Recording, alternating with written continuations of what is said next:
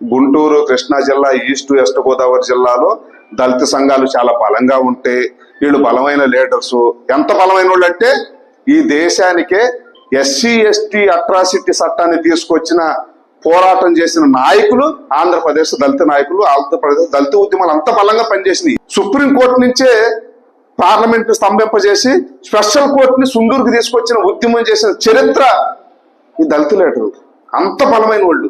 Parliament ని స్తంభింపజేసి 116 మంది ఎంపీలు ఇచ్చేసి అవన్నీ జగన్మోహన్ రెడ్డి తెలుసు కమ్మటి అమ్మ రాష్ట్రంలో ఎక్కడన్నా ఎస్సీలకు అన్యాయం జరిగిందంటే పక్కన గుంటూరు, కృష్ణా జిల్లాకు వచ్చేస్తారు. వీళ్ళు కూర్చోరు. సెక్రటరియట్ ఇక్కడే ఉండిద్ది, డీజీపీ ఆఫీస్ ఇక్కడే ఉండిద్ది, ఎస్సీ కమిషన్ ఆఫీస్ ఇక్కడే ఉండిద్ది, అన్ని ఏడే ఉంటాయి. అక్కడికి వెళ్ళిపోతారు. వీళ్ళకి అందరికి న్యాయం చేపిస్తారు. తర్వాత వీళ్ళు బలమైన లీడర్గా ఎదుగుతారు. వీళ్ళు లీడర్గా ఎదిగితే ఉంటే ఏమైంది? జగన్మోహన్ రెడ్డి జెండాలు మూసేవాడు ఉండడు, జైలు కొట్టేవాడు ఉండడు.